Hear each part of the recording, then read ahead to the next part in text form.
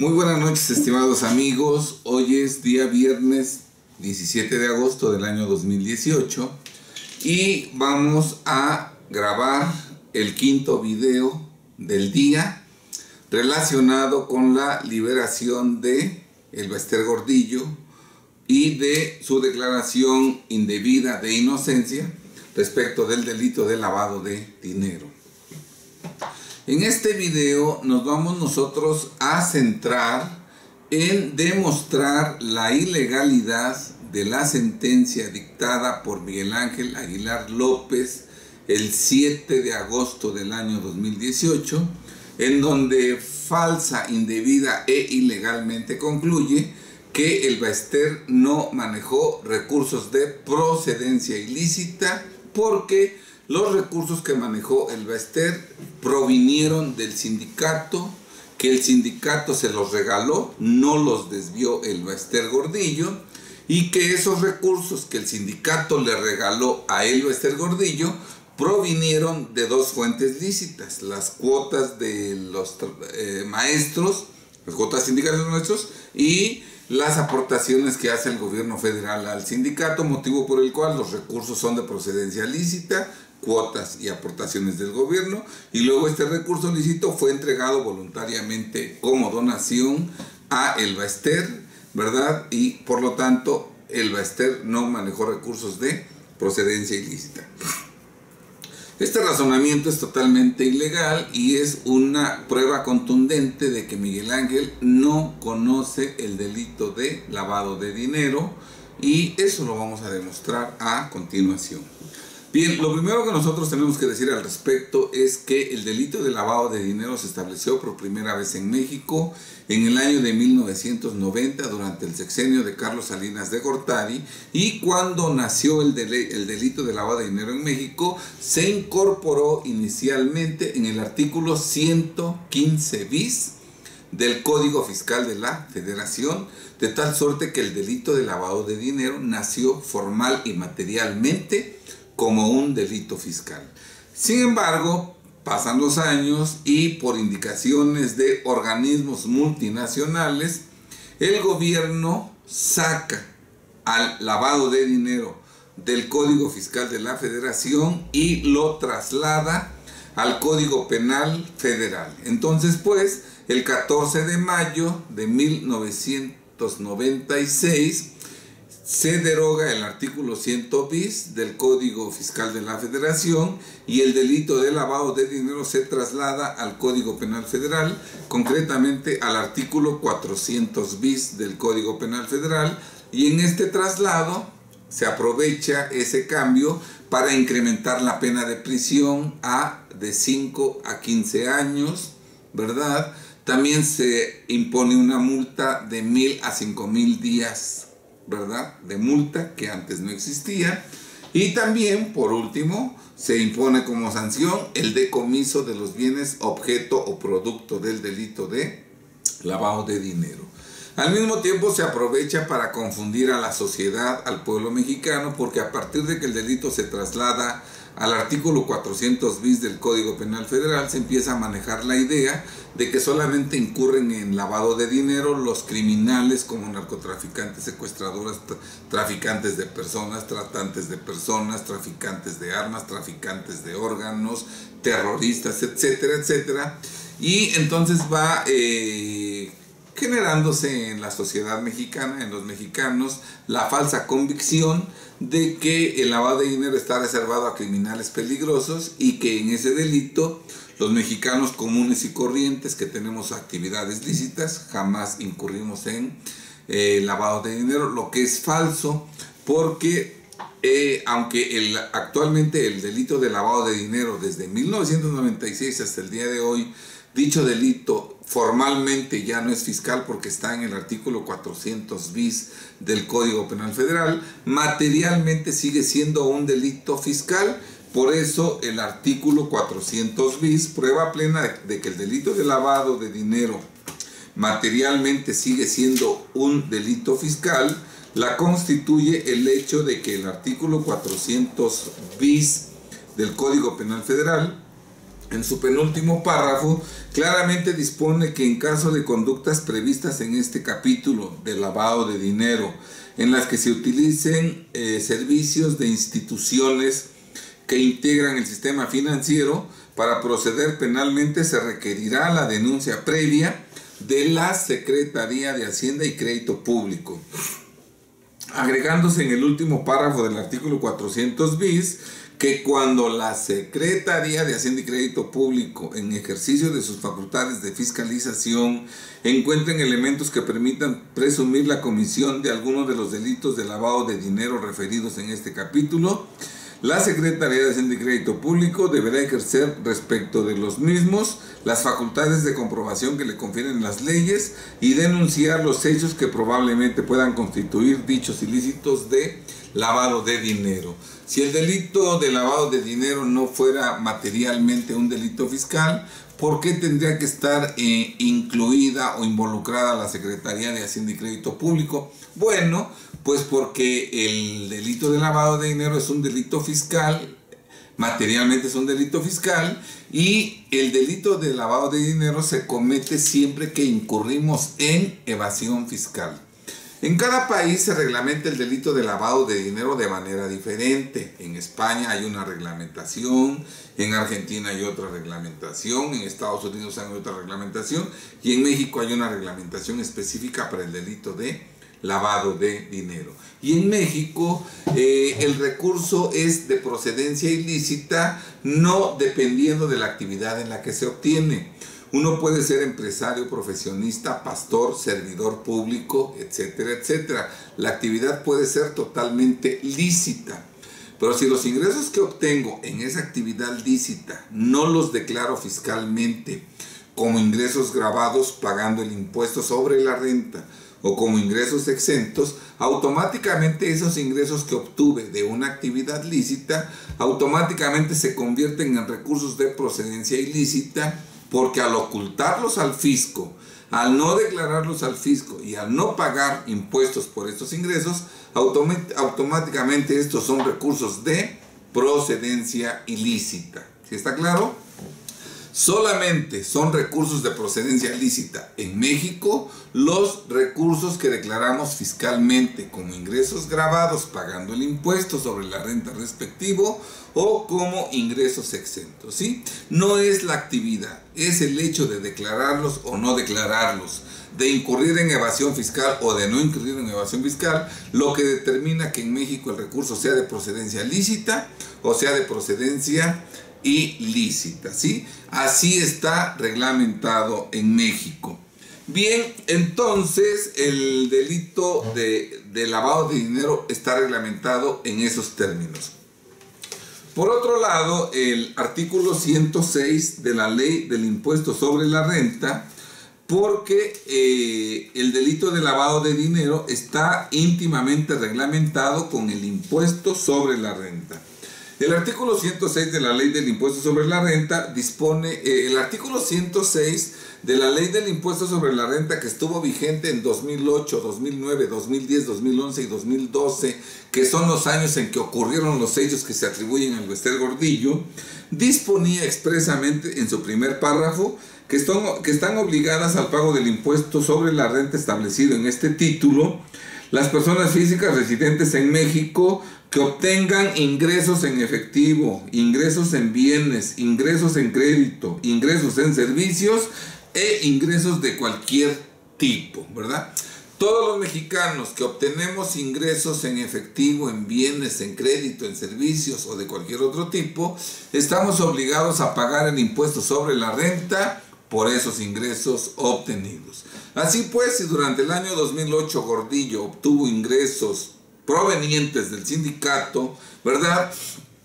Esos ingresos que obtuvo en efectivo, en bienes, en servicios, en crédito o de cualquier otro tipo, son ingresos que el Bester Gordillo debió declarar fiscalmente como ingresos, ya sea gravados pagando el impuesto o como exentos, ¿verdad? Pero debió declararlos, si así lo hubiera hecho. Si los casi 2.000 millones de pesos que recibió del sindicato durante estos 5 años, Gordillo los hubiera manifestado en sus declaraciones del impuesto sobre la renta de 2008 a 2012, no estaríamos hablando de lavado de dinero porque serían recursos de procedencia lícita. El problema está en que esos recursos que Gordillo recibió de 2008 a 2012, casi en una cifra muy cercana a 2.000 millones de pesos, ¿verdad? No los declaró fiscalmente ni como ingresos grabados ni como ingresos exentos, y por eso esos ingresos que obtuvo del sindicato son automáticamente ingresos de procedencia ilícita. Recordemos que cuando Murillo Karam, entonces Procurador General de la República, en un video que se subió a YouTube el 26 de febrero del 2013, en donde Murillo Karam habla de la detención de Gordillo, ¿verdad? Él manifiesta en el minuto 8 de ese video que la Secretaría de Hacienda conoce que en las declaraciones anuales del impuesto sobre la renta de 2008 a 2012, en los 5 años, de 2009 a 2012, Gordillo declaró únicamente en total 1.100.000 pesos, que obviamente no corresponden a los casi 2.000 millones de pesos que erogó en esos años. Por eso la PGR concluyó que casi la totalidad de los 2.000 millones de dólares eran recursos de procedencia ilícita, porque no los declaró fiscalmente Elba Ester Gordillo, ¿verdad? Sorpresivamente, en la ilegal sentencia que ahora se analiza de Miguel Ángel Aguilar López, en donde exonera a Gordillo, nunca se habla de la declaración de impuestos de Gordillo, nunca se habla de los ingresos que declaró en esos años, no se comparan los ingresos que obtuvo provenientes del sindicato con los ingresos que declaró, porque Miguel Ángel Aguilar no es experto en el delito de lavado de dinero. Miguel Ángel Aguilar no conoce la materia fiscal y Miguel Ángel Aguilar no conoce la ley del impuesto sobre la renta. Por eso exonera a Elba Ester Gordillo de lavado de dinero sin demostrar que todos los recursos que manejó Gordillo sí los declaró fiscalmente, sí pagó impuestos y que por eso sí son recursos de procedencia ilícita. Otra prueba más de que el delito de lavado de dinero es un delito materialmente fiscal que está íntimamente ligado con la ley del impuesto sobre la renta y con el pago de impuestos y con la evasión fiscal, la constituye el tercer párrafo del artículo 108 que se adicionó exactamente en el año de 2008. Este artículo que vamos a leer, tercer párrafo del artículo 108 del Código Fiscal de la Federación, se adicionó en 2008 y sigue vigente con alguna variante que se hizo en 2014, sigue vigente, motivo por el cual este texto legal que vamos a leer estuvo vigente en 2008, 2009, 2010, 2011, 2012, años en los que ocurrieron los hechos que se atribuyen a Elba Ester Gordillo, y este artículo disponía que el delito de defraudación fiscal y el delito previsto en el artículo 400 bis del Código Penal Federal se podrán perseguir simultáneamente. Se presume cometido el delito de defraudación fiscal cuando existan ingresos derivados de operaciones con recursos de procedencia ilícita. Por cierto, seguramente este artículo lo promovió Javier Lainez Potisek, porque en esos años él era, parece ser, procurador fiscal de la Federación. Pero entonces, pues, este artículo nos dice que desde 2008 el delito de defraudación fiscal y el delito de lavado de dinero se persiguen simultáneamente y que se presume que se comete defraudación fiscal cuando hay lavado de dinero. En el caso que nos ocupa, eso demuestra plenamente que el delito de lavado de dinero es un delito fiscal, porque se persigue defraudación fiscal cuando hay lavado de dinero, porque efectivamente no se pagaron correctamente los impuestos, especialmente el impuesto sobre la renta, y hubo una evasión fiscal. Por eso legalmente se dice que ambos delitos se van a perseguir simultáneamente. Bien, entonces ya vimos que el artículo 106 obliga a todas las personas residentes en México, entre ellas Elba Ester Gordillo, a pagar impuestos por todos los ingresos que obtenga, impuesto sobre la renta por los ingresos que obtenga en efectivo, en bienes, en servicios, en crédito e ingresos de cualquier otro tipo.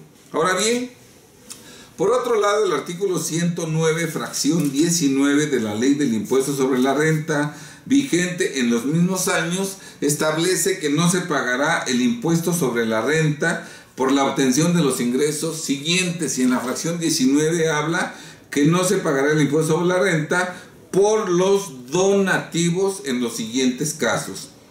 Inciso A, entre cónyuges o los donativos que perciban los descendientes, hijos y nietos de sus ascendientes, abuelos y padres en línea recta, cualquiera que sea su monto. Todo lo que nos dona nuestro cónyuge o nuestro padre o nuestro abuelo son donativos exentos que no generan el pago del impuesto sobre la renta.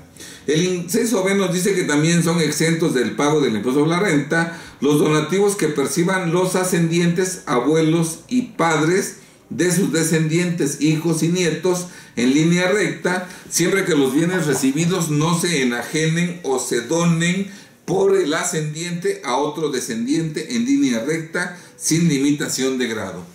Si yo le dono a mi padre una propiedad, esa donación está exenta del impuesto sobre la renta, siempre y cuando mi padre no le done esa misma casa o no le venda esa misma casa a mi hermano o a su hijo, a otro hijo o a un nieto. Porque si lo que yo le doné a mi padre, él lo enajena o lo dona a otro hijo o a algún nieto, ya no es exenta esa donación. Eso porque muchas veces se defraudaba al fisco.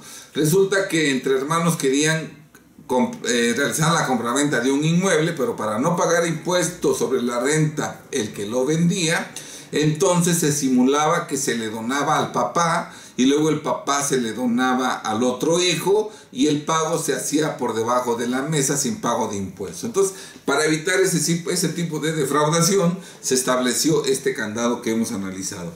Y finalmente, en el inciso C de esta fracción 19 del artículo 109, se establece que no se pagará el impuesto sobre la renta sobre los donativos que en los demás donativos, siempre que el valor de los recibidos en un año de calendario no exceda de 3 veces el salario mínimo general del área geográfica del contribuyente elevado al año.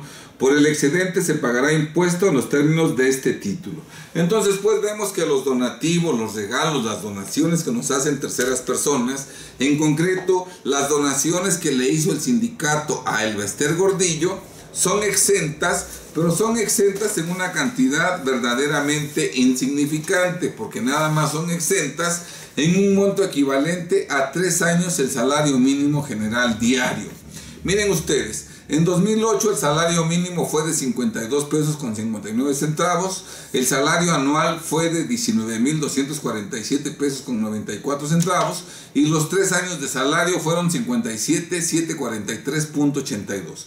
Motivo por el cual Elba Ester Gordillo pudo recibir donativos del sindicato exentos únicamente por 57,743.82 durante todo 2008, y por el excedente debió pagar el impuesto sobre la renta.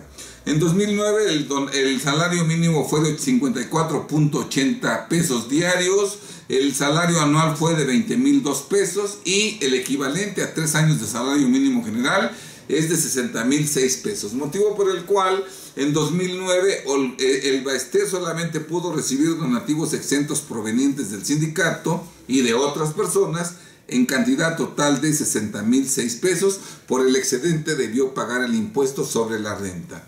En 2010 el salario mínimo fue de 57.46, elevado al año, el salario anual fue de 20,972.90 y 3 años de salario equivalieron a 62,918.70, que esta última cifra, que fue la que pudo haber obtenido como máximo como donativos exentos provenientes del sindicato, por el excedente Elba Ester debió pagar el impuesto sobre la renta.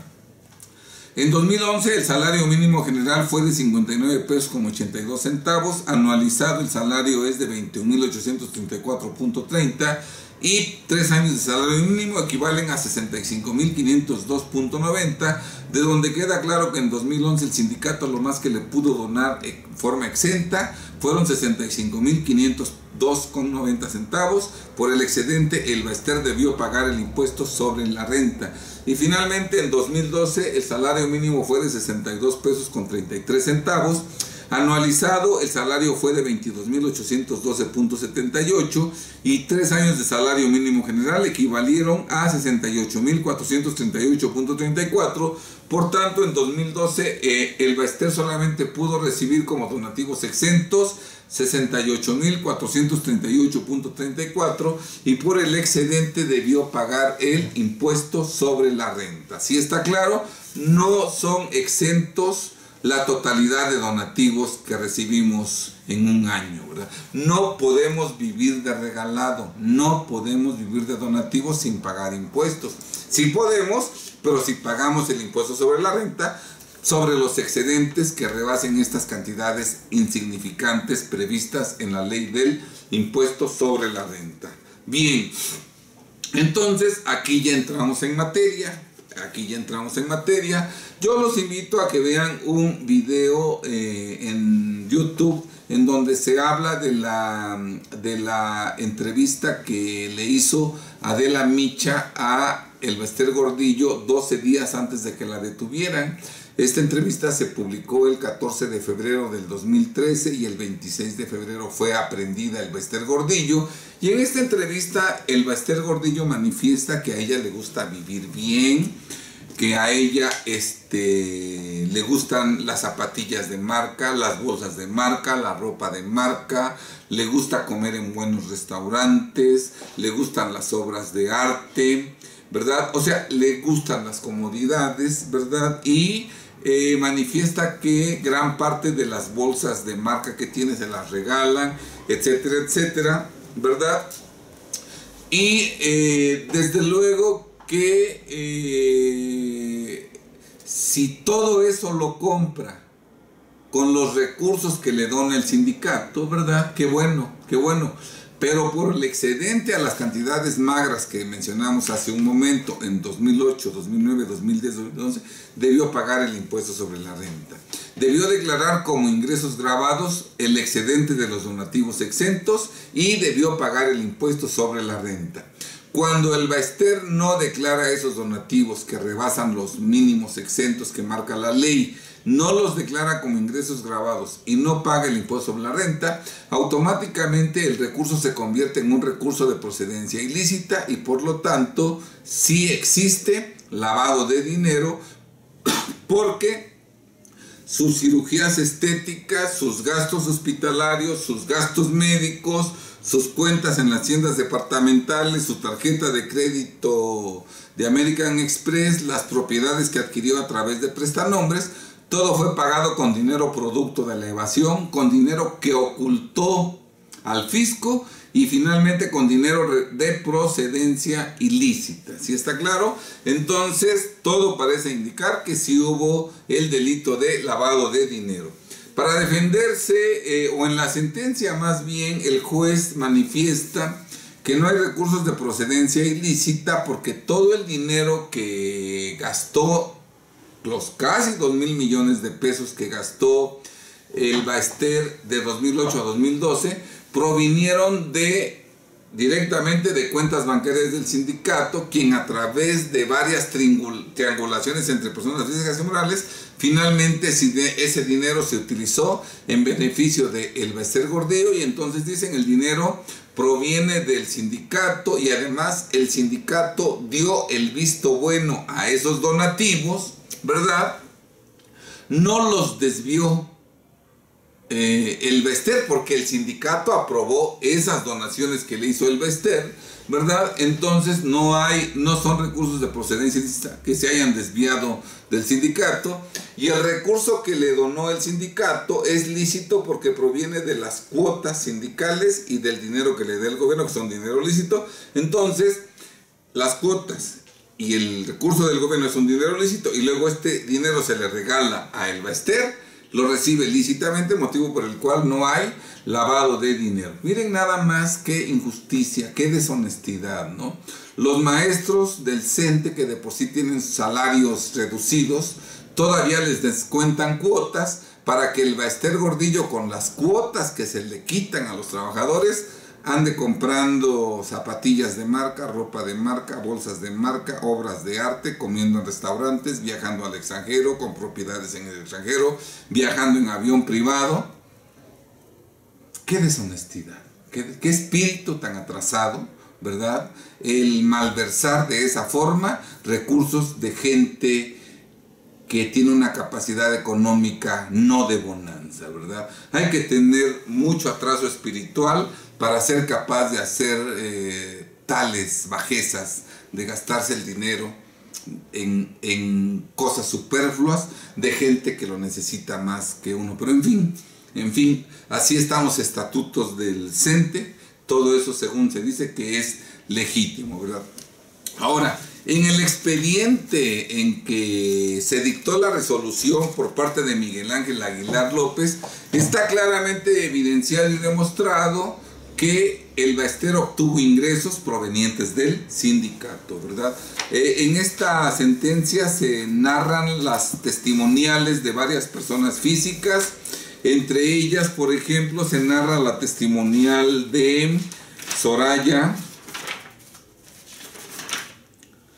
Bañuelos de la Torre, también la testimonial de María San Juana Cerda Franco, también la testimonial de Evelia Sandoval Urbán, la testimonial de Rafael Ochoa Guzmán, la testimonial de Juan Díaz de la Torre, que es el actual presidente del CENTE, es el que sustituyó a El Baester cuando esta fue detenida. Todos ellos son miembros del sindicato.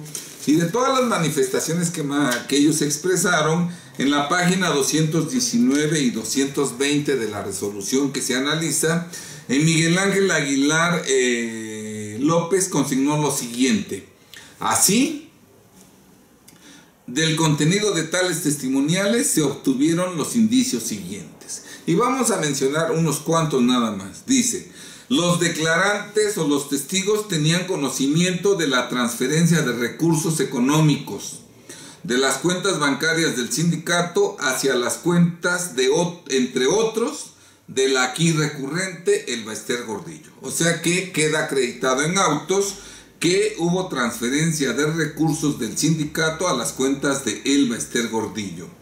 También se dice que de las testimoniales se desprende que la organización sindical tenía conocimiento que los gastos médicos de los integrantes del Comité Ejecutivo Nacional, entre ellos Gordillo, eran cubiertos por dicho sindicato.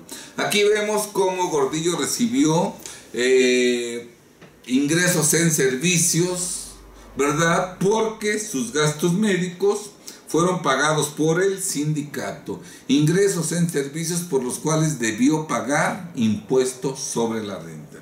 También se establece que se precisó que en términos de los estatutos del sindicato, específicamente en la fracción 7, inciso T, cualquier gasto por conceptos médicos, cirugías estéticas, gastos hospitalarios, pagos de tarjetas de tiendas departamentales como Neiman Marcus y de crédito de American Express a favor de El Baester Gordillo Morales y otros, fueron materia de aprobación por los órganos de gobierno sindicales. Por lo tanto, queda claro que en el expediente quedó demostrado que El Baester Gordillo obtuvo ingresos del sindicato por pago de conceptos médicos, cirugías estéticas, gastos hospitalarios, pagos de tarjetas de tiendas departamentales como Neiman Marcus y de crédito de American Express a favor, ingresos que fueron donativos, ¿verdad? Pero no exentos. Lo exento ya vemos las cantidades insignificantes que son exentas. Por el diferencial, El Baester Gordillo debió pagar el impuesto sobre la renta y no lo hizo porque, de acuerdo a la PGR, solamente declaró de 2009 a 2012 un total de 1.100.000 pesos, que es una insignificancia comparado con los casi 2.000 millones de dólares que ingresaron al patrimonio del Baester provenientes del sindicato. Ahora bien, el sindicato, el recurso del sindicato que obtiene de las cuotas y del gobierno son ingresos lícitos. El sindicato, de acuerdo a sus estatutos, parece ser que puede hacer con su dinero lo que quiera y decide regalárselo al Bester, quien lo gasta, y después el sindicato aprueba los gastos. El problema viene con el Bester, que cuando recibe esos donativos, al rebasar los montos que hemos mencionado al inicio, ¿verdad?, por el excedente debió declararlos como ingresos grabados y pagar el impuesto sobre la renta en 2008, 2009, 2010, 2011 y 2012. Cuando no lo hace así y oculta esos ingresos al SAT porque no los declara fiscalmente y no paga impuestos, incurre en evasión fiscal, automáticamente esos ingresos que eran lícitos en el sindicato, dentro de su patrimonio del Bester, se convierten en ingresos ilícitos, ¿verdad?, en recursos ilícitos, y con esos recursos ilícitos pagó sus cirugías, con esos recursos ilícitos pagó sus gastos médicos y hospitalarios, con esos recursos ilícitos, productos de la evasión, pagó sus tarjetas de crédito American Express y sus cuentas en tiendas departamentales. Esas operaciones son las que hizo con recursos de procedencia ilícita, producto de la evasión fiscal, al no declarar fiscalmente los ingresos grabados que excedieron de los ingresos exentos que recibió de 2008 a 2012, casi en una cantidad de 2,000 millones de pesos. Por lo tanto, claro que hubo recursos de procedencia ilícita. Bueno, pero como Miguel Ángel Aguilar no conoce el delito de lavado de dinero, como Miguel Ángel Aguilar no conoce la materia fiscal, no conoce el tercer párrafo del artículo 108 del Código Fiscal de la Federación, no sabe que el artículo 106 de la ley del impuesto vigente en esos años obligaba a el Bester Gordillo a pagar el impuesto sobre la renta por todos sus ingresos en efectivo, en bienes, en servicios, en crédito y de cualquier naturaleza, a pagar sobre la renta. No sabe Aguilar que los donativos exentos son por un monto mínimo y que por el excedente el Bester debió pagar el impuesto sobre la renta. Como no sabe nada de eso, pues él concluye falsamente que el Bester Gordillo no lavó dinero, y aunque Murillo Karam en su intervención sí manifestó que el lavado de dinero se daba porque los 2,000 millones de pesos que gastó no correspondían con los ingresos declarados en 4 años en un total de 1,100,000 pesos, nada de eso se menciona aquí. En la sentencia no se menciona lo que declaró el Bester Gordillo, no se comparan las erogaciones de Gordillo o los ingresos de Gordillo con lo que declaró, no se menciona la obligación de pagar impuestos por todos los ingresos que está consignada en el artículo 106. Aguilar no menciona que los donativos son grabados cuando rebasan las cantidades mínimas que se consignan como exentas. O sea, un verdadero desbarajuste, y argumentando cosas sin ton ni son, que como no los desvió del sindicato, que como el sindicato se los quiso regalar, y como el dinero proviene de cuotas sindicales y de el gobierno, que no hay lavado de dinero, cuando el lavado de dinero se dio, repito, y ya como conclusión, cuando el Bester Gordillo, al recibir esos ingresos, no los declara como ingresos grabados en la parte que excedió a los donativos exentos. Todo esto en cumplimiento de la legislación fiscal vigente, motivo por el cual la Procuraduría Fiscal de la Federación debió acusarla también por defraudación fiscal, ya que el tercer párrafo del 108 dice que siempre que hay lavado de dinero, también se presume cometido el delito de defraudación fiscal, y que ambos delitos deben perseguirse simultáneamente. Bien, entonces ya vimos cómo esta sentencia que exonera a el Bester Gordillo habla de otras cosas. Si eso fue lo que alegó este señor Marco Antonio del Toro, pues él tampoco entonces conoce la materia fiscal, ni la ley del impuesto a la renta, ni conoce el lavado de dinero, y sus argumentos fueron totalmente infundados. Si yo hubiera sido el magistrado que dictó esa sentencia, todos esos argumentos los echo abajo porque son totalmente ilegales, porque desconocen las recomendaciones del GAFI, las evaluaciones del GAFI, la finalidad del delito de lavado de dinero. O sea, son argumentos que son expresados por un ignorante del lavado de dinero, de la materia fiscal y de la ley del impuesto sobre la renta. Claro Estos agravios expresados en la apelación infundados, ¿verdad?, fueron declarados fundados porque Miguel Ángel tampoco conoce nada del lavado de dinero. Por eso, y a lo mejor porque ya estaba negociado por todos los involucrados, como lo dije en un video anterior, en donde todos participaron para que el Ballester Gordillo pudiera salir inocente. Pero lo cierto es que sí hubo recursos de procedencia ilícita.